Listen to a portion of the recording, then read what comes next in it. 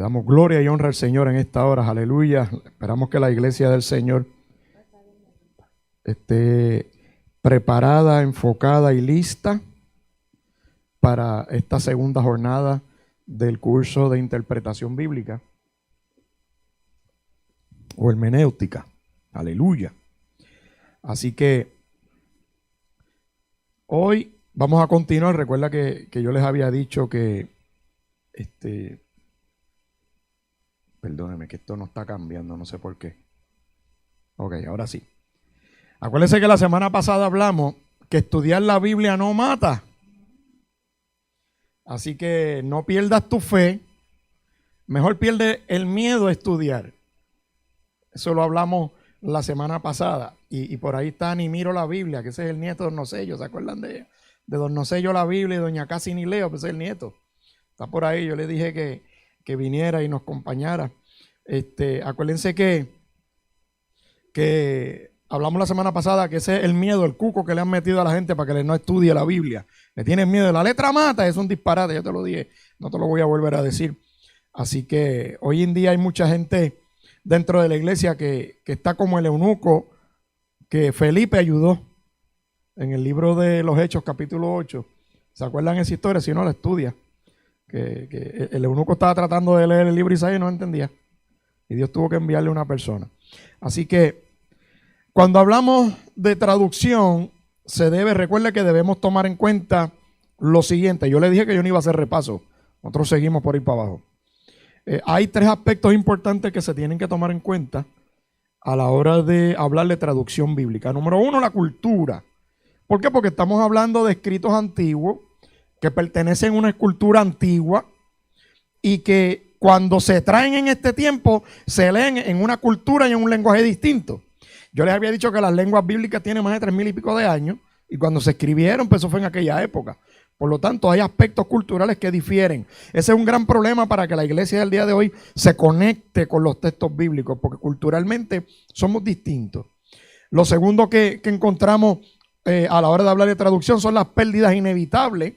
Yo te dije, creo que yo te había mencionado que cuando se traduce de una lengua viva, por ejemplo, a otra, se pierde aproximadamente un 15% del sentido original. Por ejemplo, si tú vas a traducir un texto del español al inglés, cuando el original fue en español, no traducido, el original en español, al inglés, para que la gente de inglés lo pueda leer, de ahí para allá se pierde un 15% del sentido. Imagínese usted cuánto más se pierde cuando traducimos directo de las lenguas bíblicas que eran hebreo, arameo y griego.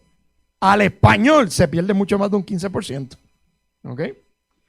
Recuerde también que lo que impacta la traducción es la distancia en el tiempo. Lo que te dije ahorita, nos enfrentamos a textos que tienen más de 3,000 y pico de años de escrito, cultura distinta. Cuando hablamos de traducciones, tenemos tres tipos de traducciones, ¿verdad? Por eso es que usted ve que sus Biblias muchas veces hay diversidad de Biblias. ¿Por qué? Porque hay diversidad de traducciones. La primer tipo de traducción que nosotros, ¿verdad? Porque para que la Biblia pueda ser leída, escuchada y vivida, tiene que ser interpretada para que conserve su valor. Yo quiero que usted sepa, para los defensores de que la Biblia no hay que interpretarla, yo quiero que usted sepa que si usted está leyendo la Reina Valera de 1960, la Reina Valera antigua de 1909, esas Biblias fueron interpretadas al igual que todas las demás, porque una traducción del griego al español es una interpretación. Nuestro amigo que tradujo la Vulgata latina, San Jerónimo, hizo una interpretación. Erasmo de Rotterdam en el texto Receptus hizo una interpretación. Y así sucesivamente. Cipriano de Varela, Casiodoro de Reina, toda esa gente interpretan la Biblia para poder traducirla. Y cuando hablamos de interpretación tenemos la equivalencia formal. La equivalencia formal en Arroyo Habichuela es se le conoce como una traducción literal. ¿Ok? Verbo con verbo, sustantivo con sustantivo. O sea, es un vocablo lo más idéntico al original. Traducción lo más literal posible.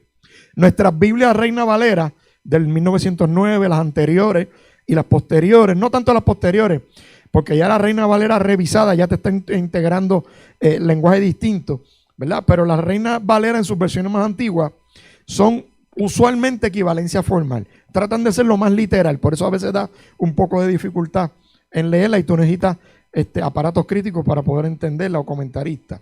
¿Okay?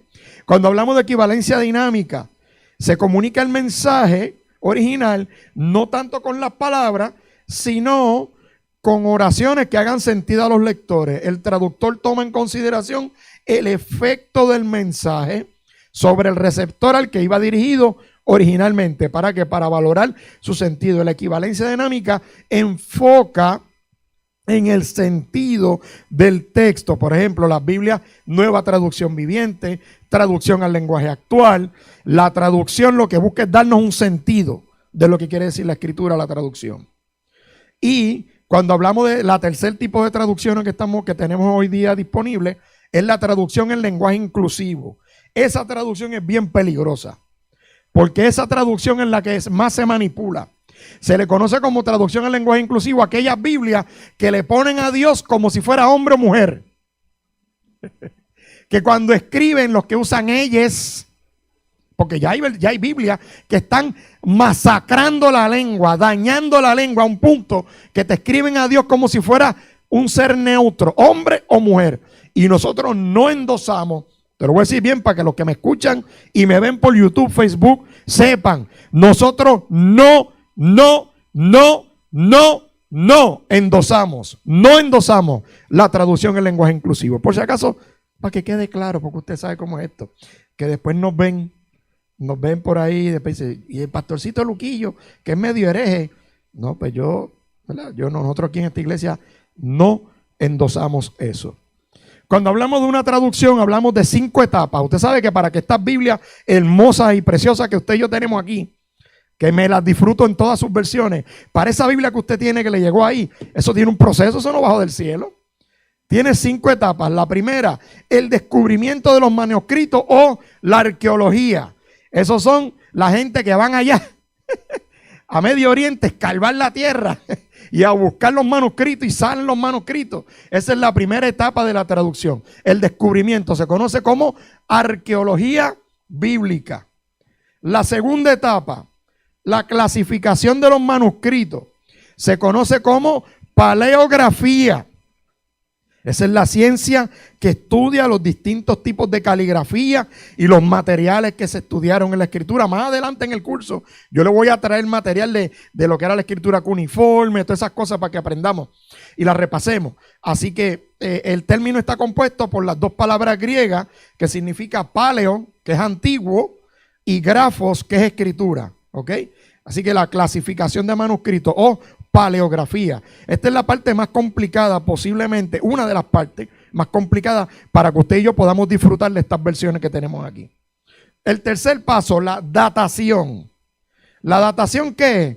Asignarle fecha aproximada a los manuscritos. ¿Cuál es la regla de oro? Escriba, tome nota, que viene en el examen, no es broma. La regla de oro, a la hora de hablar de traducciones, el consenso mayoritario académico dice que mientras más antiguo sea el manuscrito que se encuentra, o sea, mientras más cercano a la época que nuestro amado Señor caminó, más fiel es el manuscrito. Tú puedes encontrar un manuscrito del siglo II y hay otros del siglo XVI. ¿Cuál de esos 2 manuscritos, cuando usted lo compara, usted cree que es más cercano, es más fidedigno? El que está más cerca a la época de los hechos de la escritura. Esa es la datación. La estandarización, este es el dolor de cabeza. La estandarización de la traducción lo que significa es que los estudiosos cogen todos los manuscritos que han aparecido y empiezan a compararlos y empiezan a ver dónde están las variantes. Variantes textuales, les tengo un material de variantes textuales que les va a gustar.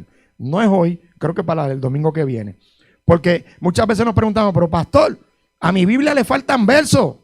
No, a tu Biblia no le faltan versos. Es que tenía versos añadidos. Pues yo te lo explico después.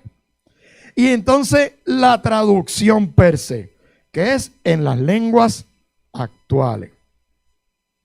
Cuando nosotros hablamos de los manuscritos antiguos, tenemos que hablar de 2 etapas literarias. La primera, la tradición oral, y la segunda, la traducción escrita. ¿Qué es eso de la traducción oral? Y de esto también les traigo un material bien chuchín que le va a gustar. Porque yo quiero que usted sepa una cosa. A veces hablamos de traducciones y pensamos en grandes académicos que se dedicaban a traducir. Y yo quiero que tú sepas que la historia bíblica nos enseña que los primeros traductores de los textos del Nuevo Testamento fueron gente como tú y como yo. Fueron gente de la comunidad. Y de eso yo te voy a explicar más adelante en detalle. No fueron gente con tanta educación como muchas veces pensamos. ¿Ok? Y esto viene de que la tradición oral es que se transmite el texto por padre a hijo. Yo te voy a hablar de cómo se transmitía eso. Entonces, luego de varios siglos, es que se forma la tradición escrita, que es la interpretación de la traducción oral. ¿Okay? Y cuando hablamos de la tradición escrita, la semana pasada tocamos el tema de Moisés, y esta es la razón de la traducción oral y la traducción escrita, porque es que Moisés definitivamente pudo haber transmitido o transmitió el Pentateuco en la tradición oral. ¿Okay? Por lo tanto, Moisés, cuando usted lee el Pentateuco, es el autor o el padre literario del Pentateuco escrito en hebreo. Pero yo quiero que usted sepa que el hebreo del Pentateuco se escribió aproximadamente 1200 años después que ellos entraran a Canaán. Por lo tanto, cuando sale Moisés del Éxodo de Egipto y se van moviendo, invaden Canaán, ¿qué idioma usted cree que ellos hablaban? Saliendo de un exilio de 400 años. Pues la historia nos enseña que posiblemente hablaban el copto. El copto es un egipcio, un tipo de dialecto egipcio. ¿Verdad que sí? Entonces, la teoría que yo he leído por ahí plantea que posiblemente la tradición oral, por eso es que Dios envía a Moisés a sacar al pueblo, porque Moisés fue criado ¿dónde? ¿Dónde? Egipto. ¿Pero qué usted cree? ¿Que en Egipto hablaban español? Dios va donde Moisés y le dice, vete allá para que cuando te comunique con ellos te entiendan. Y cuando Moisés habla con ellos del Dios que se le presentó de Abraham y sus antepasados, les habla y transmite el mensaje en copto, en egipcio. Toda esa gente que sale del Éxodo, que va de camino a Canaán, no hablaban hebreo. Pero el Antiguo Testamento se escribió el Pentateuco ¿en qué? En hebreo. Por lo tanto, la tradición oral es bien importante. Y yo me sospecho, no tienen que estar de acuerdo conmigo quienes me escuchan, que antes de la tradición oral haber sido puesta en hebreo, tienen que haber habido escritos en otro idioma que la gente hablaba antes de hablar hebreo. Amén. Eso, no se asuste que después hablamos de eso con calma. Amén. Pero lo quería darte ese pequeño detalle. Entonces, seguimos con el tema de las traducciones. Cuando hablamos de las traducciones, ¿y qué hay en cuanto a la Biblia en español? De nuevo, vamos a hablar más adelante. Pero en cuanto a la Biblia en español, ¿cuántas versiones usted cree que hay en español nada más? ¿Tiene una idea? 50 versiones de la Biblia en español al día de hoy. Mire qué cosa tan hermosa. Mire qué cosa tan maravillosa. Mire en qué época linda a usted y a mí nos ha tocado vivir. Yo digo que esta es la envidia de la época de los primeros escritores. Solamente en español, entre la Nueva Versión Internacional, la Reina Valera, Dios habla hoy, Nueva Traducción Viviente, traducción al lenguaje actual, por ir para abajo, 50 versiones tenemos en español nada más. Han pasado 453 años desde que se imprimió o se publicó la primera Biblia en idioma en castellano. ¿Quién sabe cuál fue esa Biblia? La Biblia del Oso. ¿En qué año? 1569. ¿Y quién la publicó? Casiodoro de Reina. Posteriormente vino la Biblia del Cántaro, revisión de quién, Cipriano de Varela, y después más adelante se conoció como la Biblia Reina Valera, que es la que muchos de nosotros tenemos. Pero antes del 1569 hay una teoría académica que plantea que existieron Biblias escritas en español tan anteriores como del 1200, del año 1200 después de Cristo. De hecho, hay una de esas Biblias que está en el monasterio de Escorial, en España. La Biblia más antigua. No fue la de 1569. La Biblia más antigua fue la del monasterio de Escorial. Y está por allá guardada se data de aproximadamente 1200 años, por allá en España, esta abuela. Así que sobre el tema de las Biblias en español, pues mire, hay grandes controversias, ¿verdad? Pero nunca podamos tomar el lado, hermano, nunca tomemos el lado de la ignorancia. No, esta Biblia es mejor que esta, esa es del diablo. Yo se lo digo por experiencia propia. Porque hay gente que plantea que la única Biblia que se debe leer y estudiar es la Reina Valera y que las otras Biblias son satánicas porque le quitan, mutilan el texto, un montón de fanatismo y cosas que no, ¿verdad? Pero, así que pues, vamos a hablar un poquito más de la Biblia y nos vamos a ir metiendo un poquito a poco. La Biblia que usted tiene y la que yo tengo, en la versión que más le guste, no importa la versión, es importante que sepamos que hay 3 cosas que Dios ha permitido que la Biblia recoja. 3 cosas. Número 1, lo que dice y lo que hace el propio Dios. Lo segundo, lo que dicen y hacen hombres y mujeres. Pues no pueden ser hombres nada más, porque hay un montón de cosas que hicieron mujeres que están narradas en la Biblia. Por lo tanto, la Biblia contiene las cosas que dijeron y que hicieron los hombres y mujeres. Número 3, lo que dice y lo que hace el diablo. También está aquí. Y sus agentes demoníacos también están registrados aquí. Así que ahí está, mira, ahí está Don Nocello, muy atento a la clase. Así que lo que es importante es que todo lo que sí contiene la Biblia es necesario para nuestra salvación. Mucha gente se preocupa por las cosas que no entienden. Hermanos, vamos a preocuparnos de lo que sí entendemos, en lo que vamos aprendiendo, lo que no sabemos. Porque no podemos decirle a Dios, yo no leo la Biblia porque yo no la entiendo. Tiene que haber algo que tú entiendas. Tú entiendes por lo menos Juan 3:16, de tal manera amó Dios al mundo que ha dado a su Hijo unigénito para que todo aquel que en él cree no se pierda, mas tenga vida eterna. ¿Eso lo entendemos? Sí, tiene que entenderlo, porque si no, no hay conversión. Tú no me puedes decir a mí que tú te convertiste a Cristo y no sabes lo que implica Juan 3:16. Si ese es el único versículo que tú entiendes, mantente ahí, sigue profundizando ahí, que el Espíritu te va a llevar a otros versos para que los estudies y los aprendas. Vamos a hablar ahora un poco acerca de la inspiración. Esto es uno de mis temas favoritos de la escritura. Y es uno de los temas que muchas veces se ataca por los escépticos, ¿verdad? Por la gente que no. La Biblia sabemos que es palabra de Dios, el lenguaje de hombre. Es inspirada por Dios. Por lo tanto, la Biblia tiene doble autoría. Autoría divina y autoría humana. Como todos sabemos, el Espíritu Santo utiliza a hombres como instrumentos para escribir y transmitir su pensamiento y mensaje. Puesto que la escritura es el resultado de una acción de Dios que actuó en y por medio de los agiógrafos o los escritores. Todo lo que ellos escribieron en la Biblia, palabras, frases, relatos, lo hicieron bajo la inspiración divina. Esa inspiración aplica tanto a conceptos como a palabras. ¿Verdad que yo siempre te he enseñado que cada palabra que está puesta aquí, precisa, en un momento dado, cada verbo, cada acción, cada adjetivo, cada sustantivo, cada palabra que está aquí, y yo te he traído ejemplos en medios de prédica, en donde el autor te pone una palabra con un significado específico, porque eso es lo que Dios quiere que aplique ahí en el momento del relato bíblico.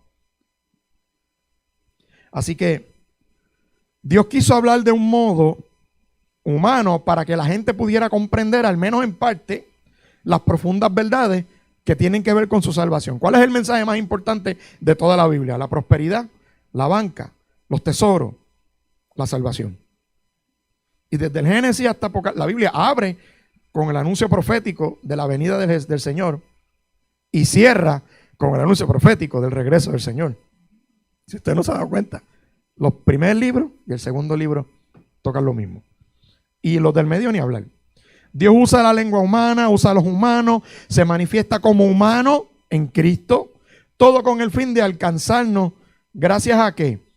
A su gran amor. Ahora bien, cuando hablamos de la inspiración, ¿a quién le aplica la inspiración de la Biblia?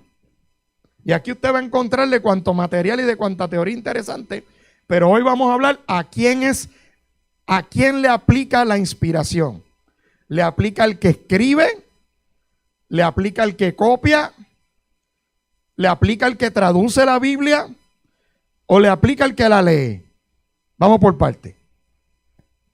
hay que reflexionar en estas 4 figuras. Hablemos del que escribe.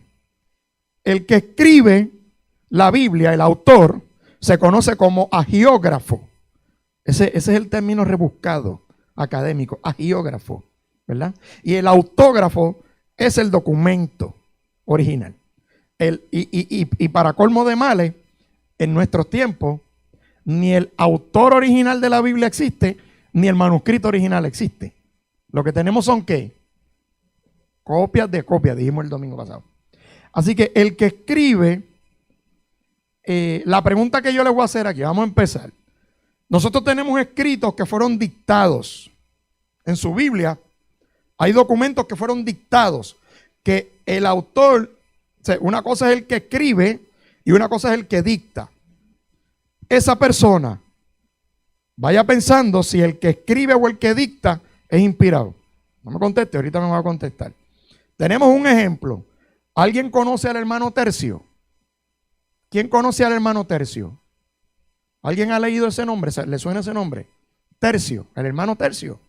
El hermano Tercio fue el secretario personal del apóstol Pablo, a quien Pablo le dictó la carta a los romanos. Y académicamente hay otras, ¿verdad?, que posiblemente, pero no vamos a entrar en eso. Pero ahí hay un ejemplo en Romanos capítulo 16, versículo 22, en donde cuando Pablo está dando los saludos finales, interrumpe el dictado de Pablo y entra Tercio y dice, y le envía un saludo a tal persona, te escribe Tercio. ¿Ve? Por lo tanto tenemos en la Biblia documentos que fueron dictados. El que copia, esos son los copistas que se encargaron de preservar y copiar el texto de los escritores originales. El que traduce, esos son los traductores de la Biblia, que gracias a ellos tenemos estas versiones que podemos utilizar ahora mismo para estudiar. Y el que lee la palabra de Dios, porque la palabra no es letra muerta, no es letra muerta, produce una reacción. Así que la pregunta que tengo para hoy, de esas 4 figuras que están ahí, ¿quién es el que tiene la inspiración bíblica? En confianza, hermano, no tengan miedo, porque no hay preguntas buenas ni malas. Esto es para reflexionar. De esos 4 que están ahí, ¿quién usted cree que es inspirado?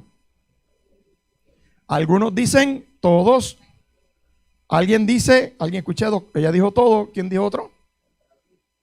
El que traduce. Recuérdese, esto es parte del proceso de aprendizaje. Vamos a dialogar. El que lee. El que compone. Perfecto, pues yo le voy a decir una cosa. El término de inspiración le aplica única y exclusivamente al autor de la Biblia, al que escribe. Escúchate esto. Alguien lo había dicho bien por ahí. El escritor, al que escribe, ahí es donde aplica la inspiración. El que copia, ¿qué hace el copista? Transmite la revelación. El que traduce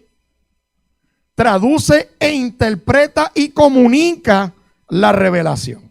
Por lo tanto, al que copia y al que traduce, lo que le aplica es la asistencia del Espíritu Santo, no la inspiración. Y el que lee es transformado por la palabra y a ese le aplica la iluminación del Espíritu Santo.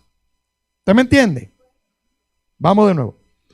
El que compone o el que escribe, por eso fue que yo puse compone, porque debe ser, pero yo quise ampliarlo, ser más inclusivo.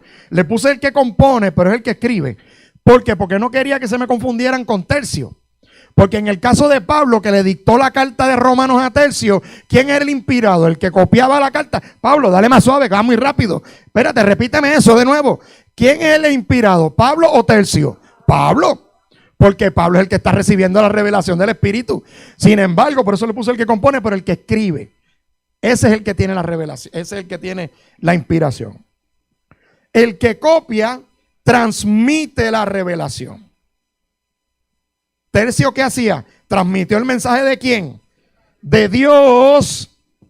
Mensaje de Dios dado a Pablo a través de ¿quién?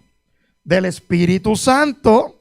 Y Tercio copia y transmite ¿Qué es lo que pasa? Que cuando la carta de Romanos llegó a una iglesia que las habían, que hablaban el lenguaje galilaico del arameo, ahí entraban a veces posiblemente traductores y cambiaban y traducían la carta de Pablo de griego a otro idioma. Ese es el que traduce. El que traduce interpreta y comunica. Por lo tanto, tanto al que copia como al que traduce le aplica la asistencia del Espíritu Santo, no la inspiración. La inspiración es solamente para los documentos y escritores originales. ¿Ok? Y el que lee es transformado y recibe la iluminación. Ahora bien, pastor, ¿eso quiere decir que la Biblia que yo tengo no es inspirada? Pues claro que lo es, porque es una traducción de ¿quién? De un documento inspirado. Por lo tanto, nuestras Biblias son inspiradas, porque aquí está lo que los autores originales nos quisieron decir de parte de Dios a través del Espíritu Santo, pero en español. Adelante, una pregunta allá abajo.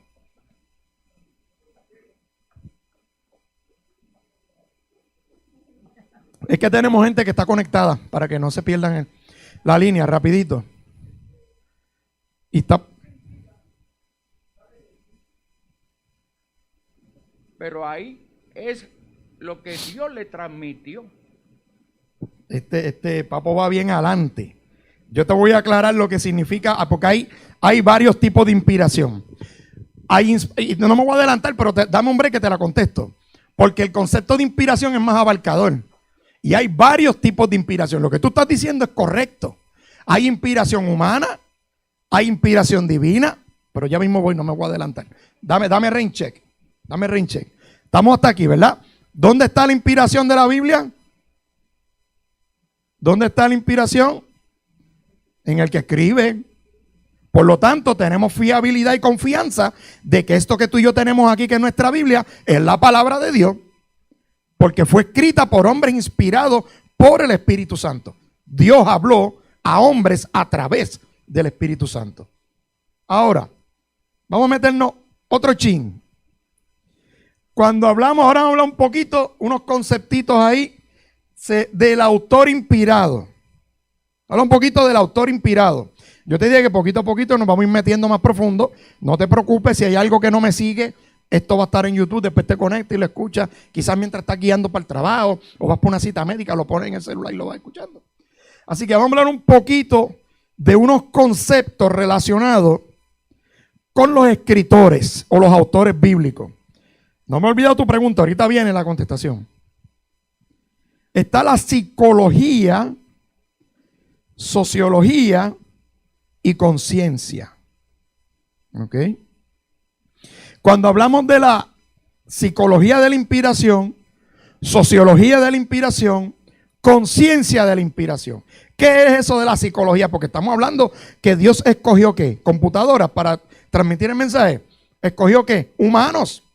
Y los humanos todos tenemos psiquis, ¿verdad que sí? Cuando hablamos de la psicología de la inspiración, anota, se divide en tres cosas: equipamiento, intuición y ejecución.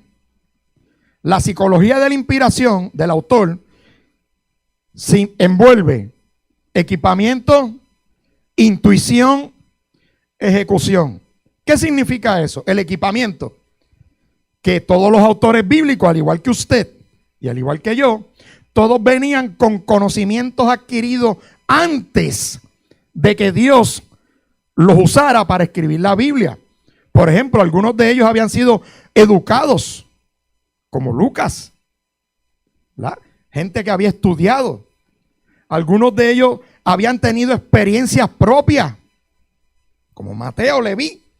¡Qué experiencia! Conocer al maestro, caminar con el maestro. ¿Verdad que sí? Todo eso impacta. Todos ellos habían vivido experiencias ajenas, vivencia, la persecución. Muchos de ellos habían visto cómo mataban a los fieles.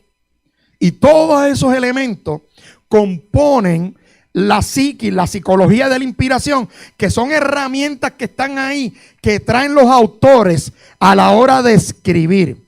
Y yo necesito que tú estés claro que todos esos elementos no son inspirados. O sea, la experiencia que tuvo Mateo caminando con Jesús, esa experiencia fue su experiencia, pero esa experiencia lo capacitó, lo preparó para él, el Espíritu Santo, tocarlo y decirle: Mateito, tú me tienes que escribir, tú tienes que poner en un libro tus experiencias. Y Mateo: sí, es verdad, me voy a sentar y voy a escribir. Y llega el proceso de la inspiración. No te creas que Dios no, que la inspiración es una cosa que bajó así como una nube del cielo. Dios usó autores humanos con debilidades, imperfecciones y muchos de ellos con experiencia. No se crea que los autores bíblicos eran un meñique. Cuando usted analiza los autores bíblicos, usted va a ver que el que no tiene mucha educación, caminaba con el maestro o caminaba con el discípulo, con el apóstol. Porque yo quiero que tú sepas que grandes documentos del Nuevo Testamento fueron preservados por los discípulos de los apóstoles. Eso se llama los padres de la iglesia. ¿Sabes qué? Está el Señor, están los 12 apóstoles. Los 12 apóstoles no son los padres de la iglesia, son los discípulos de ellos. Y los discípulos de ellos que se encargaron con esa fidelidad. Vamos a seguir usando el ejemplo de Tercio. Qué privilegio de Tercio poder estar al lado de Pablo y que Pablo le dictara una carta completa de 16 capítulos como romano. Qué cosa tan hermosa. ¿Qué tú te crees? ¿Que Pablo iba a coger a cualquier berquestingin por ahí? Yo te garantizo a ti que Tercio sabía de griego. Yo te garantizo a ti que Tercio, como era estudiante de Pablo, discípulo de Pablo. Por lo tanto, el Espíritu Santo usa la psicología de la inspiración. Es aquella influencia, aquella capacidad que traen los escritores que se ve reflejada en los textos bíblicos. La segunda, intuición. Te voy a dar la definición de la Real Academia Española para que consignen el récord. Intuición es una facultad de comprender las cosas instantáneamente sin necesidad de razonamiento. Percepción íntima e instantánea de una idea o una verdad que aparece como evidente a quien la tiene. Vamos a hablar en arroyo habichuela. ¿Qué es la intuición? Cuando sabemos algo, pero no sabemos cómo lo sabemos. Eso estaba ahí en la psicología, en la psiquis de los escritores. Te voy a dar unos ejemplos seculares. Cuando tienes el presentimiento de que algo no anda bien con alguna persona o en una situación. Eso es intuición. Cuando digamos que tú vas a salir a comer y dices: voy para el McDonald's de Luquillo. Y llegaste al parking del McDonald's de Luquillo, como nos pasó una vez a nosotros, que había un asalto, acabando de pasar en otro. Tú llegas allá al parking de McDonald's de Luquillo, te estacionas y tú dices: yo siento algo raro aquí. Yo no me siento cómodo. Déjame irme mejor al de Fajardo. Eso es intuición. Cuando decides no hacer un negocio con alguien porque no te inspira confianza. Eso es intuición. Y eso lo tenían los escritores bíblicos en su psiquito. Eso forma parte, eso es parte de la psicología de los escritos bíblicos. Y yo quiero que tú sepas que ahí es donde comienza la inspiración en la psiquis de los escritores bíblicos. Cuando el Espíritu Santo le pone una inquietud, deseo, un fuego por hacer algo, ahí es que empieza la inspiración. Usando el ejemplo de Mateo, ahí fue cuando el Espíritu Santo vio a Mateo, un hombre capacitado que había sido recaudador de impuestos, que caminó con el maestro, que se enfrentaba y tenía pasión por predicarle a los judíos. Y el Espíritu le pone, y ellos tenían esa intuición. Yo siento sentarme a escribir esto. Eso es parte de la psicología de la inspiración. Y lo último, que es la ejecución, que es escribir la revelación per se. Cuando llega el momento de escribir. Cuando hablamos de la sociología de la inspiración, no se crea usted que los autores bíblicos eran gente extraña. La sociología de la inspiración significa que como parte del proceso de la inspiración, la psicología de la inspiración, repasando, tiene que ver con la preparación del individuo a quien el Espíritu Santo inspira para escribir. La sociología tiene que ver con el entorno social y cultural alrededor del escritor bíblico, porque no se crea. ¿Quién era la audiencia de los escritores bíblicos? ¿A quién ellos le escribían? Al pueblo, a la iglesia. Por lo tanto, ellos no podían ser gente extraña, porque no le iban a recibir ¿qué? El mensaje. Por lo tanto, la sociología lo que te dice es que para que la palabra revelada pudiese ser recibida por la audiencia, tenían que haber conocido y tenían que haberse relacionado con el autor.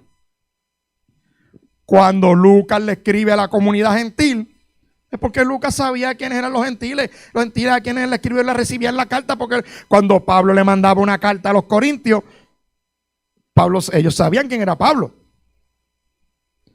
Todos los escritores bíblicos eran personas con algún grado de influencia en las comunidades de fe. No se crea que eran guachufritos, eran gente que tenían autoridad. Los 66 libros de la Biblia, con los más de 40 autores que tiene, todos los autores de la Biblia que escribieron, todos eran conocidos en sus distintas comunidades de fe. Esto no es cuestión de que llegue un Juan del Pueblo a escribir y mándamele una carta ahí a aquel. Y el tercer aspecto que tiene que ver con el autor, ya vimos el primero, que la psicología es que el equipamiento, lo que trae el autor, ¿verdad que sí? ¿Qué es lo que trae el autor? La psicología, el equipamiento, la intuición y la ejecución, las destrezas. La sociología, que los autores inspirados no eran ajenos, y la conciencia de la inspiración. Yo quiero que tú sepas que no todos los escritores bíblicos o los agiógrafos tenían una conciencia plena de que estaban siendo inspirados. ¿Sabía usted eso? Muchos de ellos escribieron sin saber que era el Espíritu de Dios que los estaba moviendo a escribir. ¿Qué cosa hermosa? Te voy a dar varios ejemplos de algunos que sí fueron movidos, porque tenemos evidencia clara de algunos que sí Dios le dijo escribe y otros que escribieron sin que Dios los mandara. Digo, espérate, déjame aclarar. Sin que ellos tuvieran conciencia de que Dios los mandó a escribir. Aclaro. En Éxodo 34:27, Dios le dijo claro a Moisés. Después el Señor le dijo a Moisés: escribe todas estas instrucciones porque ellas indican las condiciones del pacto que hago contigo y con Israel. Una instrucción directa. O sea que Moisés estaba consciente de lo que estaba escribiendo. El idioma es otros 20 pesos. Apocalipsis 1:11. Mira lo que dice. El que decía: escribe en un libro todo lo que ves y envíalo a las 7 iglesias que están en las ciudades de ¿qué? De Éfeso, Esmirna, Pérgamo, Tiatira, Sardis, Filadelfia y la Odisea. El apóstol Juan, o Juan el escritor, recibe una dirección clara ¿de quién? Del Señor, para que escriba. Pues ese autor de Apocalipsis estaba consciente que estaba escribiendo un documento que era ¿qué? Divino. ¿Ok? Al igual que Moisés. Ahora te voy a dar un ejemplito ahí de una carta. Judas, la carta de Judas, que es bien corta. En su capítulo 1, verso 1 dice: yo Judas, esclavo de Jesucristo y hermano de Santiago, les escribo esta carta a todos los que han sido llamados por Dios Padre, quien los ama y los protege con el cuidado de Jesucristo. Judas no dice que el Señor se me apareció y me dijo que te tenía que escribir. ¿Viste? Posiblemente Judas escribe inspirado, pero no tenía conciencia de que Dios lo había mandado a escribir. Y te voy a dar otro ejemplo. Esther. ¿Cuánto hemos leído el libro de Esther? Maravilloso. Y te dice 1:1. Estos hechos sucedieron en los días del rey Ajerjes, a quien reinó sobre 127 provincias, desde la India hasta Etiopía, y sigue diciendo por ahí para abajo. Amén. ¿Estamos claros? La conciencia. Ahora vamos a hablar de 3 conceptos importantes que son conceptos teológicos que tienen que ver con la inspiración de la Biblia. A mí me encanta el tema de la inspiración. Y al igual que usted, yo soy estudiante. Estoy aprendiendo y estoy leyendo y estoy estudiando porque esto es uno de mis temas favoritos. Lo que es la inspiración y la inerrancia bíblica me encantan. Así que hay 3 conceptos teológicos importantes: univocidad, autorreferencia y autotestimonio. ¿Qué significa esto? Cuando hablamos de nuestras Biblias, univocidad dice que el lenguaje divino ha sido absorbido por el lenguaje humano. Ahorita hablamos y ahorita dijimos que la Biblia es lenguaje de Dios, el lenguaje ¿qué? humano. Y que la Biblia es de doble autoría. Por lo tanto, univocidad lo que te dice es que la voz de Dios y la voz del hombre son una sola voz. Dios hablando en su palabra. Todo lo escrito en la Biblia es el lenguaje divino, tanto por la manera en que se escribe como por su contenido. Eso es univocidad. Que tanto es lenguaje divino lo que se escribe como se escribe, incluyendo su contenido. ¿Ok?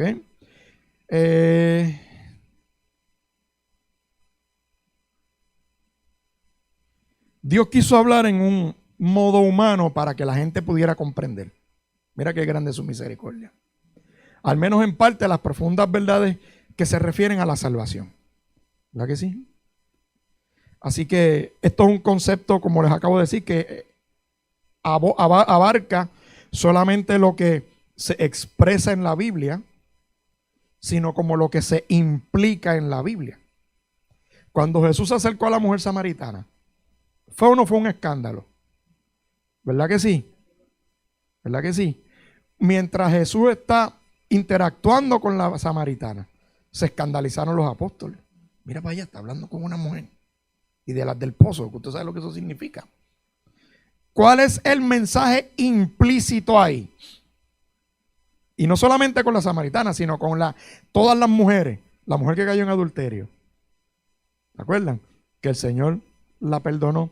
¿Cuál era el mensaje implícito del escritor bíblico de Dios ahí? Que Dios valora a la mujer en igualdad de condiciones que el hombre. ¿Verdad que sí? Más adelante, Pablo dice que no hay ni hombre, ni mujer, ni griego, ni judío. Pero Pablo vino después. Así que una sola voz. Cuando hablamos de autorreferencia, significa que en sus referencias interiores, o sea, la Biblia da sus propias. Mira, el mensaje más sencillo. Todas las profecías del Antiguo Testamento que están aquí se cumplieron en el Nuevo Testamento que están aquí. Por lo tanto, la Biblia en el Antiguo Testamento y en el Nuevo me confirma lo que dice el Antiguo. Y el Antiguo me confirma lo que dice el Nuevo. Es autorreferencia. La Biblia es su propio ¿qué? Intérprete. Autorreferencia. Y el tercer concepto que habla de autotestimonio, lo que significa es que esto de la Biblia es sola escritura. Esto viene desde los tiempos de Martín Lutero. El autotestimonio de la Biblia nos dice que la fe tuya y mía descansa solamente en el testimonio que nos da la Biblia. La Biblia no necesita otro testimonio que me diga, yo no necesito otro escrito de otro historiador que me diga a mí que la Biblia que tú y yo tenemos es cierta. Porque la Biblia misma da testimonio de sí. ¿No le suena eso a lo que el Señor Jesús dijo? Yo he venido a dar testimonio de... Así que la escritura es canónica, ¿verdad que sí? La escritura es palabra de Dios. Y es palabra de Dios porque ella misma da testimonio de ella. Así que la Biblia no está en el canon porque la iglesia lo reconoce. O sea, porque la iglesia la mete en el canon. Sino que lo que la iglesia ha hecho a través de los años es reconocer que esto es palabra de Dios. No es decir que esto es palabra de Dios, es reconocerlo. Así que la Biblia tiene su autotestimonio. Vamos ahora a hablar estos dos versículos, a verlo, acerca de la inspiración. Miremos a 2 de Timoteo, capítulo 3, versos 16 al 17. Voy a leer de la traducción al lenguaje actual. ¿Ustedes me siguen? ¿Me están entendiendo? Vamos con calma. Cuando hablamos de la inspiración, mira, 2 de Timoteo dice, todo lo que está escrito en la Biblia es que el mensaje de Dios. Y es útil para enseñar a la gente, para ayudarla y corregirla, para mostrarle cómo debe vivir. De ese modo, los servidores de Dios estarán completamente entrenados y preparados para hacer ¿qué cosa? El bien. Es que la Biblia es útil, es el mensaje de Dios. Lo dice la palabra bien claro, autotestimonio. O sea, la Biblia no necesita que otro venga y diga, sí, ese libro es cierto, eso es de Dios. No necesita eso. La propia palabra da testimonio de ella. En el otro versículo está en 2 de Pedro, capítulo 1, versos 20 al 21. Pero antes que nada deben saber que ninguna enseñanza de la Biblia se puede explicar como uno quisiera. Ningún profeta habló por su propia cuenta. Al contrario, todos ellos hablaron ¿qué? De parte de Dios y fueron ¿qué? Guiados por el Espíritu Santo. Inspiración. Y estos son versículos que tú y yo conocemos de toda la vida. Cuando hablamos de la inspiración nos damos cuenta que el propio Señor Jesucristo se refiere al Antiguo Testamento claramente como libros inspirados en múltiples ocasiones en los evangelios. Mira una de las frases que él utilizaba. Estoy usando frases de la Reina Valera del 60. ¿Okay? Y sépase que no existe mayor autoridad que Jesús a la hora de establecer la inspiración de los escritos. Jesús mismo nos da testimonio de que el Antiguo Testamento es divino. Mira lo que dice, está escrito. Cuando investigamos un poco más a fondo, es la forma técnica entre los judíos para designar un libro sagrado y divinamente inspirado. Se refiere al Pentateuco. Ni una jota ni una tilde. Jesús usa el vocablo de la ley para referirse a toda la escritura. La escritura no puede ser quebrantada. Identifica toda la escritura con el vocablo profecía. Déjame moverla, cambiar de página aquí. Era necesario que se cumpliese todo lo que estaba escrito. Escudriñar las escrituras. Hay vida eterna y testimonio de Cristo. ¿No habéis leído? Ve las frases del Señor. Jesús vino no a abrogar la ley, sino a cumplirla. Por lo tanto, Cristo en múltiples ocasiones nos dijo que la Biblia en el Antiguo Testamento es un documento inspirado. Es fiable, es confiable. Esos versos después usted los busca los textos en tu casa y los estudia. Ahora bien, yo te voy a hacer una trivia. Cuando Jesús habla de estas escrituras y cuando pregunta, ¿no habéis leído? ¿A qué Biblia se refiere? ¿Qué Biblia usaban las primeras comunidades de fe? Las primeras comunidades de fe utilizaban la Septuaginta griega o la traducción griega del hebreo del Antiguo Testamento, porque muchas veces piensan, sí, Jesús estaba hablando de Mateo, Marcos y Lucas, los evangelios. Eso no se había escrito todavía. Y más adelante yo les voy a hablar, yo les tengo más adelante 1 o 2 páginas acerca de la Septuaginta, pero lo que te voy a adelantar es esto que es bien importante. De las 350 citas que hay del Antiguo Testamento, de la Septuaginta griega, en el Nuevo Testamento, ¿verdad que sí? 300 vienen de la Septuaginta griega. De las 350 citas que hay del Antiguo Testamento en el Nuevo, 300 son de la Septuaginta griega, para que usted vea la importancia de esa traducción. Con calma, que después yo te trae información que lo vamos a estudiar. ¿Qué es eso? Porque es importante que no seamos expertos, pero conozcamos. ¿Ok?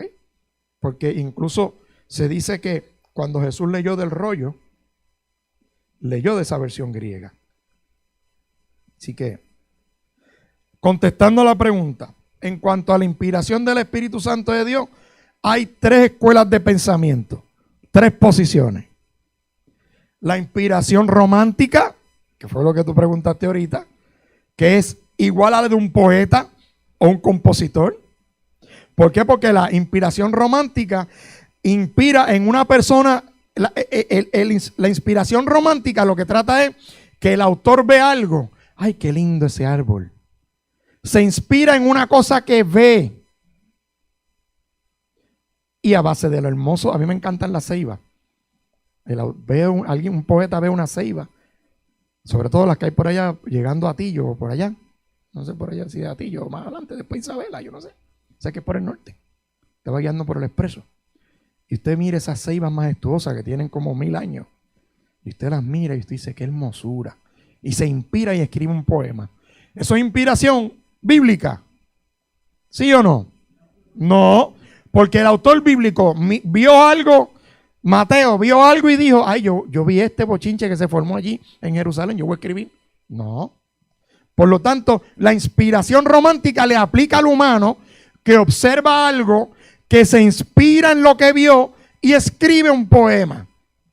O a lo mejor vio la foto de la novia, como le pasaba a Brenda, que veía mi foto y decía, qué hermoso, yo le voy a escribir, y me escribió una tarjetita. Inspiración mecánica significa la Biblia dictada por Dios. ¿Dios dictó la Biblia o no? Hermano, dígame algo, no me mire con esos ojos así de pollo asustado. ¿La dictó, sí o no? ¿Sí o no? Oye, pero ¿dictó la Biblia? No, la inspiró. La hermana María está dura, ¿viste? Sabe. María está pompeada. Ella sabe, está aprendiendo un montón. Dios no le dictó la Biblia al escritor bíblico. Yo quiero que tú sepas que estos son las 3 teorías más predominantes en la academia. Uno lee un libro de algún disparatero que te formula la inspiración bíblica basada en dictado. Mire, Dios no dicta la Biblia. Dios inspira, como hablamos ahorita. ¿Verdad que sí? No, porque el Espíritu Santo inspira que la persona escriba. Y la persona escribe, acuérdate, el lenguaje humano, el lenguaje divino. ¿Ok? El Espíritu Santo, digo, yo no estuve allí, yo no te puedo hablar de cómo fue la inspiración. Estos son aspectos teológicos, estamos teologizando. ¿Verdad que sí? Lo que sí es seguro, hablando de la inspiración mecánica, lo que sí es seguro es que Dios inspira al escritor para que escriba. Y ciertamente en el proceso de inspiración, el Espíritu Santo tiene que haberle hablado al autor. Pero una cosa es que el Espíritu Santo le hable, otra cosa es que le dicte. Y aquí hay que tener mucho cuidado, porque en las religiones paganas como el mormonismo dictan la revelación. En el Islam, en parte, dictan la revelación. Y esto no es ni mormones ni Islam. El Espíritu Santo no dictó lo que iba a escribir. Inspiró a escribir, guió a escribir al autor. Y como hablamos ahorita, el autor escribía basado en ¿qué? En sus experiencias vividas, en la experiencia vivida por otro, en el ambiente alrededor que había alrededor de él. Todos esos eventos, el Espíritu Santo lo guiaba y escribía. Así que la inspiración mecánica, la revelación no vino del mundo de las ideas, como el platonismo, ¿verdad? Así que Dios no le dicta la Biblia al hombre. Ahora bien, inspiración orgánica. Esa es la inspiración que nosotros creemos cuando hablamos de la inspiración de la Biblia. Y la inspiración orgánica no es otra cosa que el Espíritu Santo moviendo al hombre, lo dirige y lo supervisa mientras va escribiendo. Mira qué cosa linda. La palabra de Dios viene al pueblo a través de palabras humanas. Para que la palabra de Dios llegue a nosotros, tiene que encarnarse primero en donde, en los humanos, dentro de nuestras limitaciones. El Espíritu ¿verdad? A nosotros no, al escritor le trae, ¿verdad? Lo inspira para escribir. Así que Dios habla en nuestro lenguaje y con nuestros límites. Y yo te voy a traer un ejemplo de inspiración orgánica en la Biblia. Mírate este ejemplo que te voy a compartir. Éxodo 31, 18. Mira esto. Cuando el Señor terminó de hablar ¿con quién? Con Pancho, con Moisés. En el monte Sinaí le dio las 2 tablas de piedra grabadas con las condiciones del pacto escritas ¿por quién? ¿Por quién? Por el dedo de Dios. En ese momento, en el primer paso, vemos que Dios es quien talla las tablas. Éxodo 32, 15, 16. Enseguida Moisés se dio la vuelta y descendió del monte. Llevaba en sus manos las 2 tablas de piedra grabadas con las condiciones del pacto. Estaban escritas a ambos lados, por delante y por detrás. Estas tablas eran la obra ¿de quién? De Dios. Cada palabra estaba escrita por Dios mismo. ¿Ok? Dios le entrega a Moisés las tablas hechecitas. ¿Por qué usted cree que Dios pudo haber hecho eso? Porque me parece que Dios en primera instancia quería enseñarle a Moisés que su voluntad desde el principio es que su palabra se escribiera. Por eso él, como modelo por excelencia, las escribe primero. Se las entrega a Moisés. Y mira lo que pasa después. Estamos en la inspiración orgánica. Éxodo 32, 19. Cuando se acercaron al campamento, Moisés vio el becerro y las danzas. ¿Se acuerdan de eso? Danzando alrededor del becerro de oro.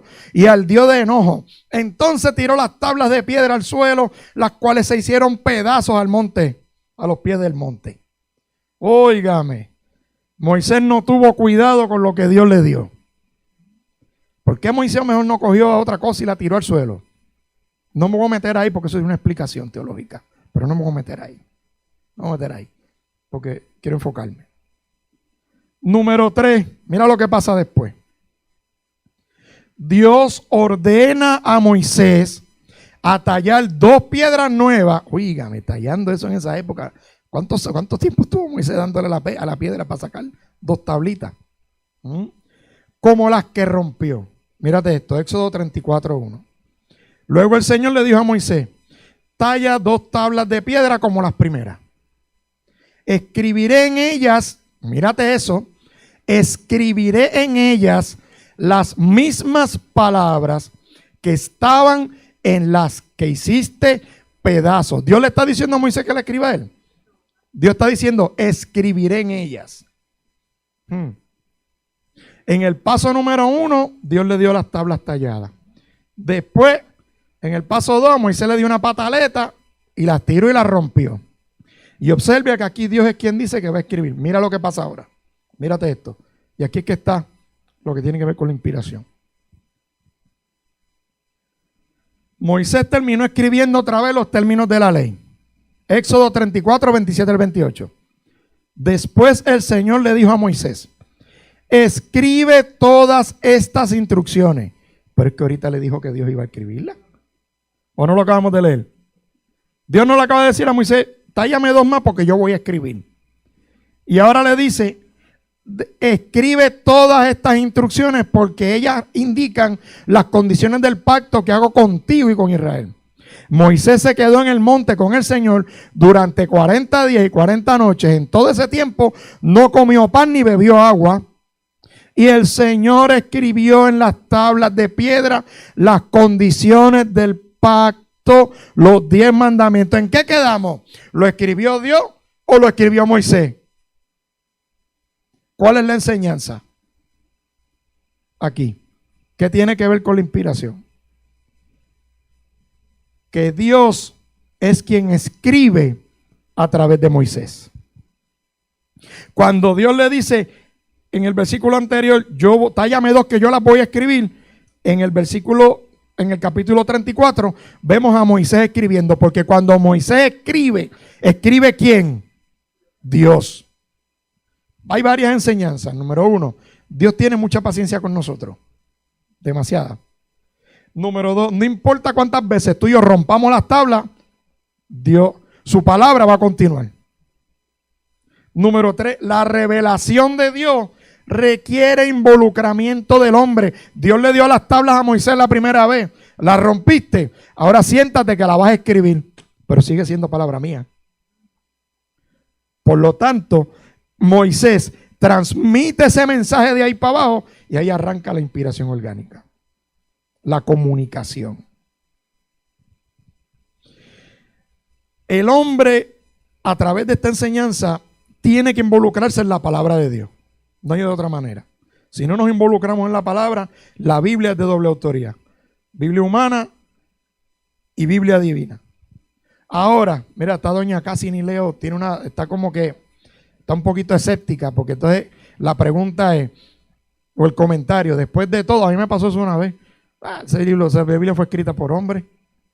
Después de todo, la Biblia fue escrita por hombres. Bueno, el problema de esto es que Dios nunca eliminó al hombre de la ecuación a la hora de escribir la palabra. Así que yo te tengo una noticia de última hora. Si hasta este momento tú no te has dado cuenta, Dios fue quien ordenó escribir la Biblia. Si no te gusta leer, tú tienes un problema bien grande. Porque ahora tenemos las aplicaciones, que ahora nosotros podemos escuchar la palabra. Pero la Biblia fue escrita por hombres bajo la dirección de Dios. A nosotros lo que nos toca es leerla. Así que si no te gusta leer, pues, tenemos que trabajar Y yo soy de los que pienso que el hecho de que la Biblia haya sido escrita por hombres no debilita el texto bíblico, sino que lo fortalece. Después te voy a explicar por qué, no voy a meter ahí, porque tengo una meta para hoy. Así que sí, la Biblia fue escrita por hombres. ¿Y por qué esta cosa tiene? Y hay 3 razones de por qué la Biblia que tú y yo tenemos fue escrita por hombres. Y 3 razones de por qué Dios permite que el involucramiento de la palabra en la escritura. Número 1, para asegurarse que el hombre la leyera. Y eso usted lo ve en Proverbios 7, 1 al 3. Después lo busca. Número 2, para que el hombre se involucrara en la gran comisión. Porque tú te imaginas que, yo siempre he dicho, ¿tú te imaginas que los primeros escritores fueran puertorriqueños? Que les gusta el mamey. A los boricuas nos gusta el juez sacado, ¿sabes? Les gusta lo fácil, lo facilito. ¿Te imaginas que, ay Señor, ya que tú me diste la Biblia, llévasela allá, que la lean ellos allá? Predícale tú. Y número 3, para Dios poder revelarse a sí mismo. Si Dios no se revela en los hombres, nunca va a poder haber la transmisión del amor de Dios y de la revelación de Dios hacia adelante. Así que ahí tienen las 3 razones fundamentales de por qué Dios permite el involucramiento de los hombres. Todo lo que el escritor bíblico anuncia, insinúa, se debe considerar como afirmado, anunciado por el Espíritu Santo. Así que todo lo que está en la Biblia son afirmaciones divinas que se pronuncian muchas veces en primera persona. Y todo lo que dice la Biblia, todo es palabra de Dios. Y es nuestra última norma de fe y autoridad.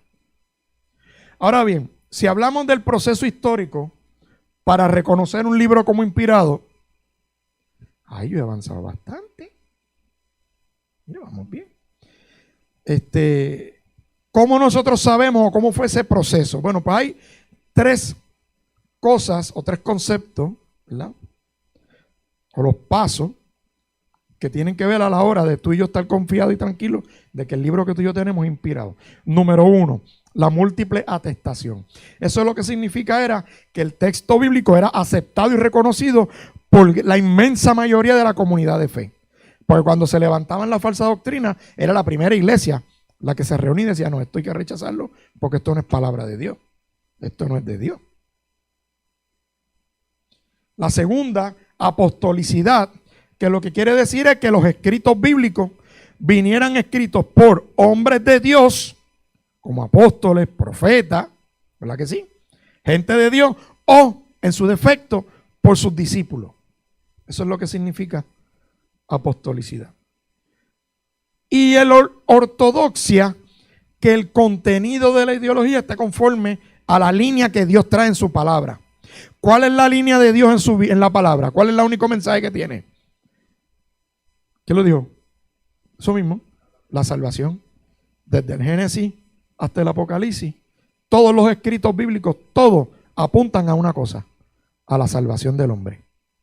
Por lo tanto, todos los escritos, para que sean canónicos, tienen que cumplir con eso, como mínimo, con esos criterios de aceptación. Y ustedes saben que lo que significa el canon, lo que la palabra canon significa una vara o una regla.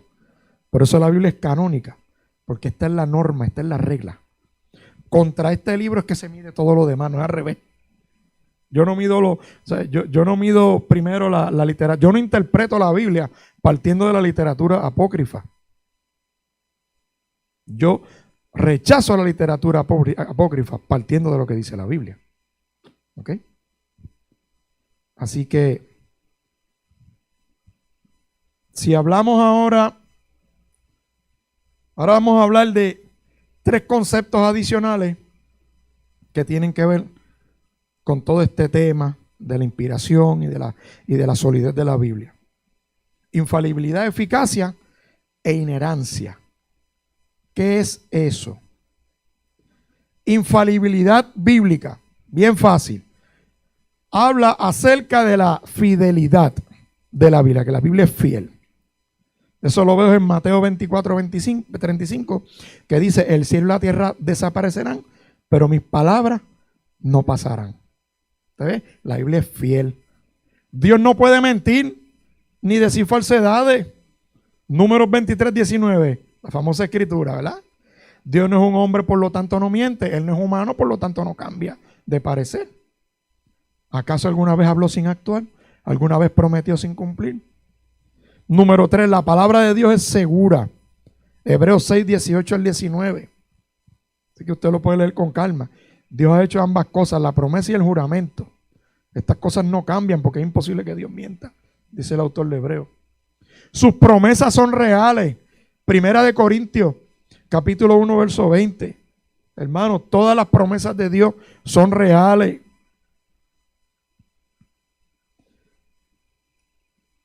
Así que ahora vamos a hablar de la eficacia de la Biblia. La palabra de Dios es poderosa para hacer cosas, es eficaz. Se realiza, lo vemos en Isaías. La palabra de Dios permanece. Y la palabra de Dios es vital. Después usted busca y estudia la Escritura con calma. Eso es lo que significa eficacia. Infalibilidad significa, que lo acabamos de ver, que la Biblia es ¿qué? Fiel. Eficacia significa que la Biblia es que hace lo que tiene que hacer. Y es útil para hacer. Cuando hablamos de eficacia podemos verlo en dos contextos. En el Nuevo Testamento y en el Antiguo Testamento. Espérate, yo le di para adelante, es para atrás. Déjame ver aquí. Ahí. Bueno, esta ya la discutí. Ahora, hablando en el Nuevo Testamento de la eficacia, vemos que el Evangelio es salvación y es cambio. Vemos que el Evangelio es fuerza y poder, y el Evangelio se propaga. Por lo tanto, la eficacia de la palabra no se limita solamente al Antiguo Testamento, sino en el Nuevo Testamento. El Evangelio es palabra que habita en el creyente. El Evangelio, y una de las características más brutales que tiene nuestra Biblia, que la distingue de otros escritos que no son bíblicos, es que el Evangelio es el único que confronta y deja al descubierto la condición pecaminosa de la persona. Y el Evangelio es permanente. Por lo tanto, hablamos que la eficacia de la Biblia involucra todos esos aspectos. Ahora hablemos un poquito de lo que es la inerrancia bíblica. Las Escrituras, cuando la Biblia no solamente es inspirada, sino que no tiene errores doctrinales. Y mis hijos, ese es el concepto importante de la inerrancia bíblica. No es que no hayan variantes textuales. No es que no hayan aparentes contradicciones. Es que la Biblia no tiene errores doctrinales. Eso es lo que significa inerrancia bíblica. Tiene que ver con su veracidad doctrinal.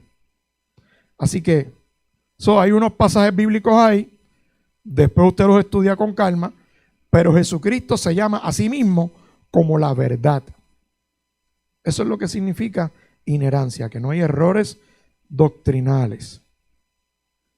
El Espíritu Santo es también la plena verdad. Eso lo vemos en Juan 15, 26 al 27. A ustedes yo les enviaré al abogado defensor, el Espíritu de verdad. Y seguimos mirando, cuando Él venga del Espíritu de verdad, Él lo guiará a toda verdad. Toda palabra de Dios es verdadera. Y eso usted lo ve en Proverbios. Así que, en cuanto a la inerrancia bíblica, vemos que la Biblia es correcta. A lo largo de sus 66 libros, es consistente en su mensaje, es coherente, correcta desde un punto de vista arqueológico e histórico. Todo esto no empecé a que se escribió en un periodo aproximado de 1600 años, sobre 40 autores. Sin embargo, hay algunos problemas evidentes y que utilizan los escépticos y ateos para atacar la Biblia. Hay unos problemas que tampoco yo puedo venir aquí y tapar el cielo con la mano. Hay unos problemas. Y nuestra responsabilidad como estudiantes de interpretación bíblica o de hermenéutica, antes de entrar a lo que vamos a hablar de lenguaje, reglas de cómo interpretarlo, es entender que nuestra Biblia tiene oportunidades y hay que manejarlas correctamente. Así que la Biblia tiene textos difíciles o textos que se le conocen como oscuros. No vaya a pensar ahora que cuando hablamos del texto oscuro es que es maligno. ¿Ok? Es que el texto, cuando hablamos de textos oscuros nos referimos a textos cuyo significado no se puede entender con facilidad. ¿Ok? ¿Cómo nosotros podemos entender esos textos que son difíciles cuando aplicamos una interpretación o hermenéutica adecuada de los textos?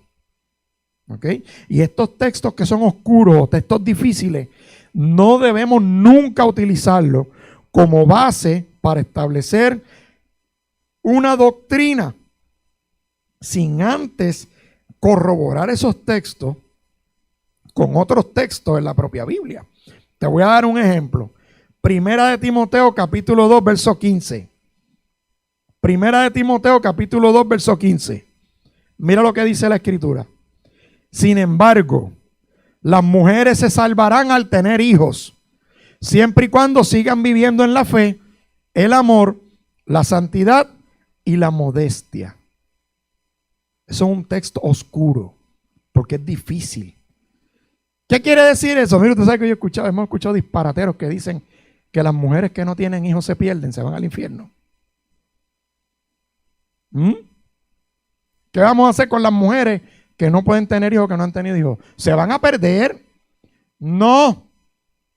Por esto es un texto que es complicado, por eso requiere de una buena interpretación, de una buena hermenéutica. Tú no puedes salir por ahí a lo loco y decir, ay Dios mío, ahora yo no puedo tener hijos, me voy a perder en el infierno. Pero como voy para el infierno, como quiera, voy para el mundo. Sin embargo, las mujeres se salvarán al tener hijos siempre y cuando sigan viviendo en la fe, el amor, la santidad y la modestia. ¿Tú sabes lo que significa ese texto?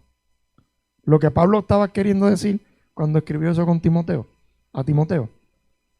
En la época de los escritos bíblicos, recuerde que la mujer no era valorada como es ahora. Y recuerde que en esa sociedad, una mujer que fuera soltera sin hijos y una mujer que fuera viuda, ¿qué les pasaba?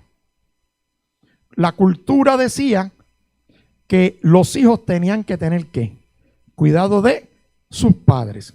Se partía de la premisa cultural que una mujer que tuviera hijos iba a continuar viviendo en un relativo estado de seguridad porque a través de sus hijos era sostenida por la familia.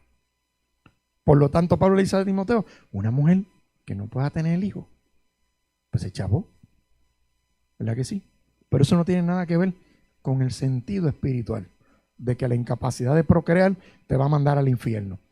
Por lo tanto, hay que tener mucho cuidado cómo se interpreta ese texto de Primera de Timoteo. Porque eso es una expresión social de la costumbre de aquella época. ¿Eso es una verdad bíblica? Sí. ¿Sigue siendo un texto inspirado? Sí. Pero ¿a quién fue que Pablo le escribió la carta? ¿Al pastor Luis? ¿A quién fue que Pablo le escribió la carta? Hermano, contésteme aunque sea algo. A Timoteo. Por lo tanto, en el momento en que Pablo escribe, en aquellos tipos de sociedad y cultura, las mujeres tenían problemas. Donde si se quedaban viudas, donde si no tenían hijos, se ponía su propia subsistencia en peligro. Nosotros somos ¿qué? La audiencia secundaria. ¿Cómo yo me beneficio de esa inspiración? A valorar la mujer, a respetar a la mujer en igualdad de condiciones, incluso a reflexionar que las viudas en la iglesia, siempre y cuando no tengan hijos, hay que ayudarlas. ¿Usted me entiende? Ve cómo la inspiración se... Adelante. Y pueden haber explicaciones tan variadas como comentaristas. Ese texto es bien interesante porque, y ahí es que entendemos la necesidad de estudiarlo, porque cuando usa el término en español salvarán, pues nosotros nos estamos refiriendo, o nosotros lo interpretamos en nuestro pensamiento del siglo XXI a la salvación del alma. Y por eso es que entonces debemos profundizar porque ¿qué realmente es el salvarán? Y ahí entonces podemos entrar a lo que decía el texto original y ahí entonces podemos ver que no es un ataque o un pisoteo a la mujer, que es otra cosa. Eso es así. Es un versículo de un contexto sociocultural de la época. Cuando hablamos de variantes textuales, y de esto vamos a hablar más adelante a profundidad, pero se refiere a los llamados versos que le faltan a la Biblia, ¿verdad? Un ejemplo, Marcos capítulo 16, este es el clásico, versículo 1 al 8, que se conoce como el final corto de Marcos. Y Marcos capítulo 16, versículo de 1 al 19, que se conoce como el versículo largo. ¿Qué significa? Que del 9 al 19 hay 10 versículos en el Evangelio según Marcos que fueron añadidos con posterioridad a que el Evangelio se hubiese escrito en sus primeros inicios. Yo te voy a explicar eso después. ¿Y por qué te lo tengo que explicar, hermano? Si yo voy a enseñar hermenéutica, yo no puedo meter como el avestruz la cabeza en la tierra, porque las Biblias están ahí. Hay Biblias que le faltan texto. Y la gente se escandaliza, pastor, a mi Biblia le faltan textos. No te faltan textos. Yo te lo voy a explicar después con más calma. Así que hay gente que se aferran a una versión en particular y entonces pues rechazan lo otro. Mírate este otro ejemplo que te voy a dar. En la Reina Valera del 60 hay un versículo que habla de las obras de la carne. Eso está en Gálatas 5, 19. En la Reina Valera del 60 dice obras de la carne. En la Nueva Traducción Viviente dice naturaleza pecaminosa. Ah, pastor, me cambiaron la Biblia, me la mutilaron. Traducción al lenguaje actual dice malos deseos. Hermano, todo dice lo mismo. Todo sale ¿de dónde? De la carne. Pero son variantes textuales y son cuestiones de traducción. Tenemos problemas con los que nosotros tenemos que trabajar hoy en día. Porque por eso fue que te dije, no pierdas tu fe por eso. Mejor pierde el miedo a estudiar. Y métete a estudiarle porque las Biblias nuevas o traducciones más actualizadas tienen cosas que no tienen las traducciones anteriores. Entonces, don Nosello la Biblia se pregunta, ¿la Biblia contiene todo? ¿Verdad? ¿Sí o no? ¿Qué usted cree? ¿Sí o no? Sí y no. La contestación es que tiene todo, pero no tiene todo. Te lo estoy poniendo ahí en lo escrito. Mira lo que dice Primera de Crónicas 29. Todos los acontecimientos del reinado de David, de principio a fin, están escritos en el registro de Samuel el vidente, en el registro de Natán el profeta y en el registro de Gad el vidente. ¿Usted tiene los escritos de Natán, por casualidad? Si los tiene, me los presta para leerlos. ¿O usted tiene los escritos de Gad el vidente? No. Entre estos relatos están los hechos poderosos de su reinado, así como lo que le sucedió a Israel, a todos los reinos vacíos. Tenemos crónicas, tenemos reyes, pero usted no ve a Natán escribiendo. Pues eso existió. Por lo tanto, hay cosas que Dios no ha querido ni permitió que llegara a nosotros. Juan 21, 25, la favorita. Jesús también hizo muchas otras cosas. Si todas se pusieran por escrito, supongo que el mundo entero no podría contener los libros que se escribirían. Por lo tanto, hay un montón de cosas que ocurrieron que no están escritas en la Biblia. Así que la Biblia contiene todo. Sí. La Biblia es escrita por Dios, escrita por hombre y por Dios, ¿sí o no? Sí. Tiene autoridad que doble autoría. Por lo tanto, la Biblia tiene todo, sí o no, sí y no. Porque la Biblia tiene todo lo que Dios quiere que tú y yo sepamos. Pero no tiene todo lo que se escribió. Porque acabamos de ver del Antiguo Testamento un ejemplo de que hay escritos del Antiguo Testamento que el autor de Crónicas te los está reconociendo como escritos potencialmente inspirados, porque te los pone ahí. O de otra manera, escritos culturales de época que a lo mejor no fueron inspirados, pero que estaban allí. ¿Ves? Y en el Nuevo Testamento montones de cosas. Mira, yo quiero que tú sepas que, esto lo veremos más adelante, que en el Nuevo Testamento hay mucha literatura que no entró al canon porque no es bíblica, o sea, no es inspirada. Por lo tanto, no tiene autoridad canónica. Pero es mucha literatura que leía las primeras iglesias. Una de esas, que yo estaba leyendo el otro día, de los dichos de Jesús. Habían unos documentos que circulaban en la primera iglesia, porque cuando hablamos y hablando de variantes textuales, yo después vamos a entrar en detalle, pero usted nunca se ha preguntado, bueno, es que usted no se lo ha preguntado porque si no lo ha estudiado, pero cuando uno estudia un poco de estos temas, uno se da cuenta que hay miles de variantes textuales en el Nuevo Testamento. Miles.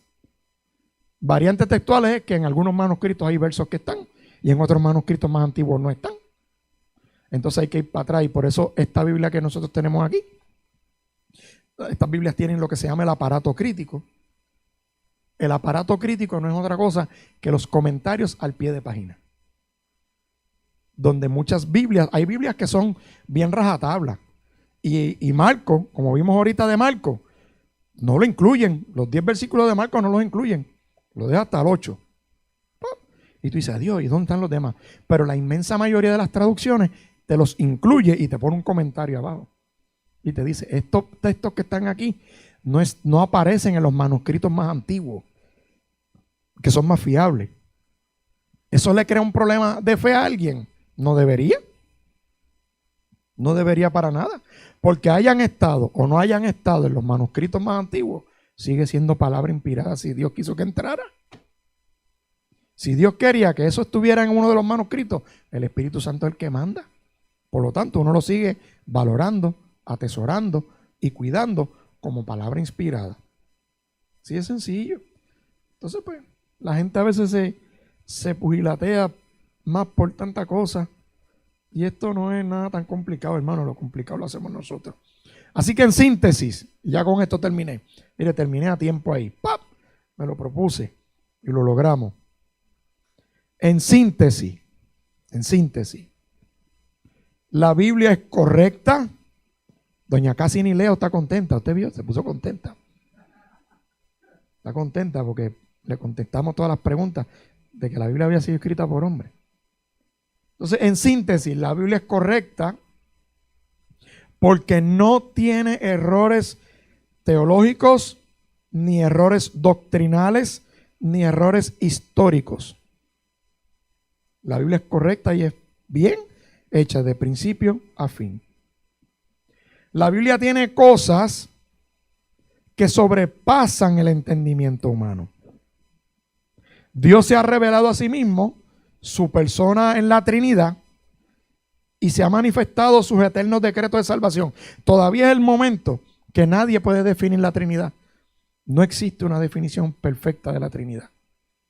Pueden haber varias explicaciones de la Trinidad, pero una definición concreta, imposible.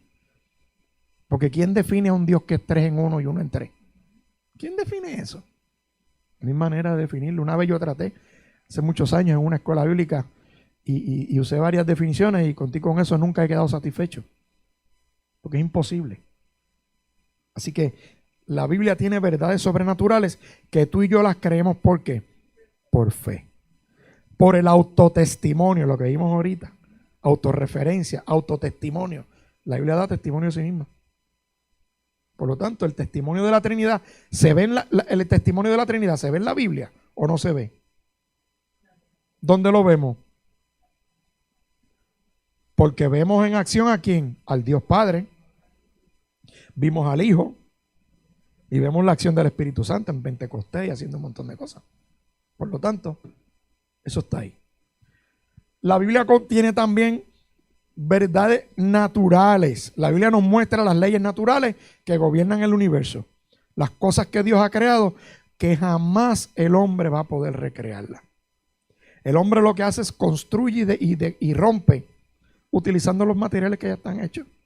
Lo que pasa es que el hombre coge alineación de metales, busca de aquí, busca de allá. Pero ¿de dónde sale todo? ¿Alguien sabe de dónde sale todo? ¿De dónde salieron los aviones? ¿Alguien sabe de dónde salieron los aviones? Que usted se monta para ir a Disney. ¿Usted nunca ha pensado de dónde salen los aviones? ¿De dónde sale? ¿De la tierra? Muy bien. ¿De donde mismo tú y yo salimos? Todo lo que hay, mire esto, el gypsum board, el micrófono, el podio, que no le gusta que lo golpeen, el podio. ¿Todo sale de dónde? De la tierra, hermano. El hombre no ha inventado nada. El hombre no tiene capacidad de nada. El hombre tiene capacidad de montar y desmontar. A veces desmontamos más de lo que desmontamos. Rompemos más de lo que construimos. Pero al final del camino usamos lo que está creado. Incluso los que saben de ciencia, yo he leído que el agua, la molécula de agua, entiendo yo, el ser humano no puede producirla, no hay manera de replicarla. Tú puedes sacar agua por lluvia, agua por evaporación, agua por otros tipos de métodos, pero crear agua no puede. Lo mismo que el helio. ¿Usted sabe que el helio se está acabando? Porque lo hemos sobreminado, sobreexplotado. El helio se está acabando. Cuando se acabe el helio no van a haber manera de hacer flotar bombas en cumpleaños. Se acabó el helio, se acabó. Las bombitas van a estar abajo, no arriba. Así que, ¿cuál es el objetivo primordial de la Biblia? Alcanzar la vida eterna. ¿Usted tiene alguna pregunta? Una pregunta. Acuérdese de mis 4 reglas que yo tengo a la hora de preguntar. Si usted tiene una pregunta y yo sé la contestación, se la doy. Si usted tiene una pregunta y yo no tengo la contestación, se la busco. Usted me hace una pregunta y yo decido si se la contesto o no. Y la cuarta, no hay preguntas tontas, sino hay tontos que no preguntan.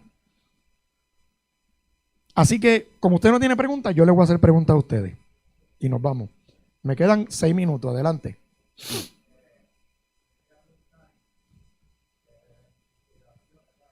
Santo. Cuando inspira, ¿verdad? Un ejemplo que el Espíritu Santo me inspira a mí a hacer una alabanza. Ajá. Eso es inspirado por el Espíritu Santo, ¿no? Claro, eso es una inspiración romántica. Esa es la romántica. Claro. Okay. Te inspira a hacer una alabanza porque tú estás mirando ¿qué? ¿Qué tú estás observando? ¿En qué tú te estás deleitando? En Dios. En su palabra. Eso te inspira a cantarle, ¿verdad? Por eso es que la inspiración bíblica viene solamente Dios, Espíritu Santo, hombre, para escribir la revelación. Todo lo que nosotros hacemos ahora, ya la revelación está escrita. Por lo tanto, ya la inspiración bíblica está cerrada. El canon está cerrado. Cuando hablamos de inspiración bíblica, por eso es que nos referimos a la inspirar para escribir. Mañana puede venir, ¿qué ha pasado? Un hombre dice, yo voy a escribir un capítulo adicional de Apocalipsis, porque le faltan. ¿Qué vamos a hacer con esa persona? ¿Lo vamos a recibir o lo vamos a descartar? Hay que descartarlo, porque ya la revelación está aquí. El Espíritu Santo no va a inspirar a nadie, añadirle ni quitarle nada de la Biblia. Pero el Espíritu Santo te puede inspirar a ti a pintar un cuadro, basándote en ¿qué? En la hermosura de la creación. El Espíritu Santo te puede inspirar a ti a componerle una alabanza, porque Dios ha sido tan bueno que te sanó de una enfermedad y yo quiero dedicarle una canción. Eso es inspiración que romántica. ¿Ves? La inspiración orgánica, que es la inspiración de Dios, esa es la inspiración de los escritores. ¿Te contesté? Ajá. ¿Cómo yo sé? Dios inspiró al hombre a hacer la Biblia. Perfecto. La inspiración de ese hombre, ¿cómo uno sabe que es la correcta? Porque ahí nosotros vimos ahorita cuáles son los criterios para nosotros aceptar que la Biblia es la palabra de Dios. Claro, claro. ¿Cómo tú sabes que esa inspiración es canónica? O sea, que eso es lo que es. Vamos a usar un ejemplo que lo voy a hablar más en las próximas clases. De los libros deuterocanónicos, que son los libros que aparecen en la Biblia católica que no están en la de nosotros. Esos libros, hay un gran debate, esos libros deuterocanónicos, ¿fueron inspirados o no? Yo entiendo que no. Para mí son apócrifos. Por lo tanto, ¿cómo tú sabes que lo que el escritor bíblico escribió es de Dios? Por los criterios que hemos aprendido aquí, que son los criterios de ¿qué? De autenticidad de la escritura, la múltiple atestación, la apostolicidad, porque tú sabes que Mateo, esto fue escrito por un hombre que caminó con Jesús. Pablo escribió, un apóstol. Esa es la seguridad de que tú sabes de lo que Pablo escribió y en adición, porque la Biblia tiene referencias históricas que en múltiples ocasiones han confirmado su autenticidad. Nosotros, y de hecho, este libro nos ha llegado a nosotros a lo largo de miles de años y se ha mantenido intacto. ¿Tú te crees que eso son obras de hombre? Si por hombre fuera hubiesen hecho canto a la Biblia hace rato. José Luis de Jesús Miranda en un momento dado dijo que había que eliminar el Antiguo Testamento. Eso es marcionismo. ¿Se acuerdan quién era José Luis de Jesús Miranda? El que se escribió el 666 aquí. Que decía que no había, que eso eran que él era Jesucristo hombre. ¿Cómo tú sabes que esa inspiración de este libro que tú estás leyendo is the real deal? Por todo lo que hemos aprendido aquí. Por todo lo que tiene que ver con el proceso de la inspiración de la Biblia. ¿Te contesté la pregunta? ¿Sí? ¿Algo más? Si no, pues mire, lo que me quedan son, según mi reloj, 1 minuto. Yo voy a hacer traje dos vasitos para regalarlo. Para quien me conteste una y otra pregunta que no sean los líderes. ¿Ok? Voy a hacer una preguntita. Y antes de entrar a la pregunta, para la semana que viene, vamos a entrar a hablar de lo que es la revelación, lo que es la tradición oral. Vamos a hablar qué es hermenéutica, qué significa. Vamos a hablar de las figuras importantes a la hora de interpretar el texto del autor, el lector. Vamos a hablar del proceso para hacer una exégesis o interpretar un texto. Vamos a hablar del sentido de la Biblia. Vamos a hablar también de lo que son los libros protocanónicos, deuterocanónicos, apócrifos. Hablar de todas esas cosas para seguir adentrándonos un poquito más en el estudio de la hermenéutica. Amén.